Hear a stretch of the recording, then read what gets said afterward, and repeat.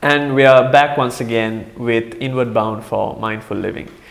I want to bring you back, Mr. Suryarachi, to the point that you initially raised during the first part of this session today on focus. And I think I spoke to you about it as well, since I personally tried the techniques that you proliferated to me.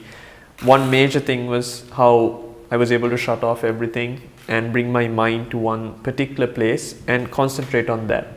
Now, when you consider focus, would you say that's the, in AdSense, would you consider that the USP of this?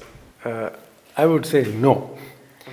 Because the moment you say concentration and focus also, we create another problem, right? A lot of the time people, when we think of bringing mind to the present moment, we expect the mind to be one-pointed all the time, very quickly. And when it doesn't happen, people get disappointed.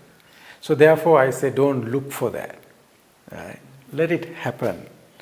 But more important is to become aware of when the mind moves away. Because that is the nature of the mind. So don't try to say, mind, you be focused. It will not. This reminds me, and recently a A-level student was talking to me, right, with their parents, and said, Uncle, I find it very difficult to concentrate, right, in my studies. So I listened to her a while, and then I asked, so if it is so, there must be a serious problem. Yes, serious problem. Then I asked, when you watch a movie or something, is it difficult for you to concentrate? No, when I watch a movie, I can keep on watching. So it means there's no problem of concentration. It is just for what? What it is. Right. So I said, okay, then shall we redefine the problem as I can concentrate on anything provided it is interesting. That's the point. Yeah. So this helps us to understand how the mind works. The mind wants always something interesting. If it is interesting, it stays on.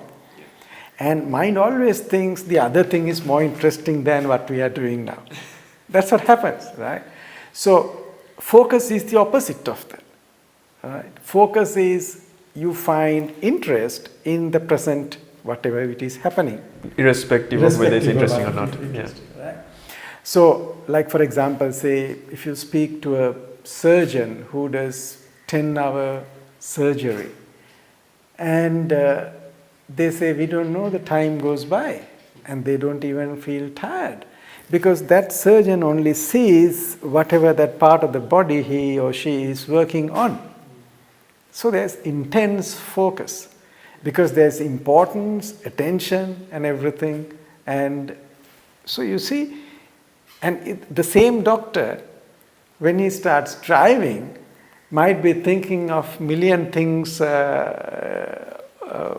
while driving, rather than driving. Or else if he sits to practice mindfulness, sitting on a chair and trying to observe the thoughts, then that very person will find million other thoughts popping up. Yeah. So it is not that you are a person who can concentrate and the other person is a person who cannot concentrate, right? So in mindfulness, what we learn is to bring the mind to the present moment. But when you start developing this practice, right, because we are learning to bring your mind to the present moment using mundane things, which are not that exciting, not like an action movie, isn't it? Yeah. Right? We did something a little bit about that day with the breath. Breath is not an action movie. It's very innocent, insipid something. Yeah.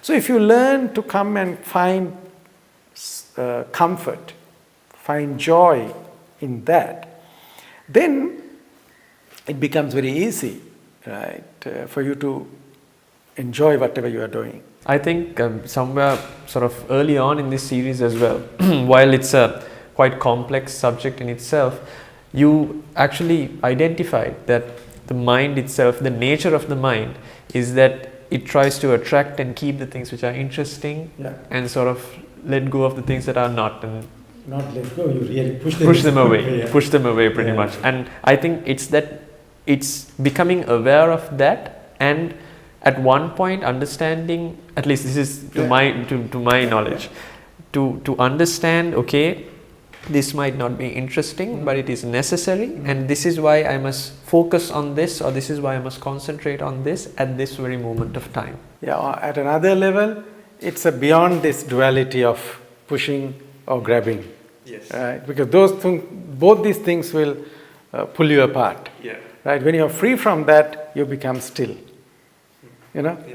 Right? So it is in this stillness that you find deeper insights about yourself in life, and that's how this practice of mindfulness gives you a path to have a fulfilling life, which we discuss in later.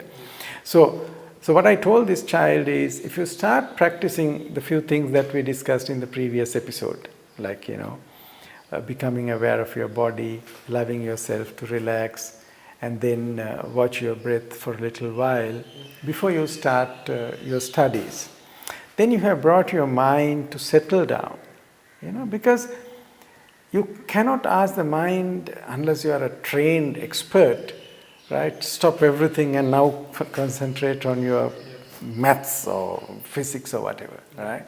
So you need this settling down. So what happens is, with mindfulness, you slowly allow this to happen, right?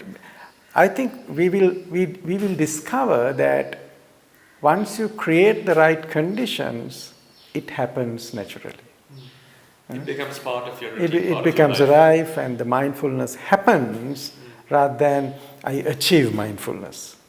Right. Okay. It is not something, okay, I have done now 200 hours of mindfulness, therefore I am a mindfulness expert. No. It is not that superficial, that's what you're... Yeah, it is like blossoming of a flower. When the conditions are right, the flower blossoms. Yeah. You need to have patience. Absolutely. Right? And we are trying to uncondition the mind, which has been conditioned over millennia, right? So you need to have a little bit of patience. And I think that the world around you and the people around you, you are the people that you associate, and you are the environment that you live in. So, as you very rightly said, you're conditioned because you see people around you. If you have busy parents, if you have busy friends, you tend to go with the flow, and your life also becomes pretty much similar, whether you like it or not. And I think that's why mindfulness and being aware of what you're doing at that moment, I mean, to any young person especially, why it will be definitely important, as it did to your student, the A-level student as well. Yeah. I think that is the beauty of this, So if you sum up, you learn to become aware of what happens right now, and then once you're aware, then that's a new state, not the state of being unaware. I think now that I have also personally started this, and I'm pretty sure that anyone out there in the audience and who's interested in this has already started doing this as well. I think in the next few sessions we do have something interesting, something that the mind can grab as well. Once we are going to get everyone involved, we'll let everyone know soon enough. But for this session, thank you ever so much, Mr. Suryarachi, and until next time, goodbye.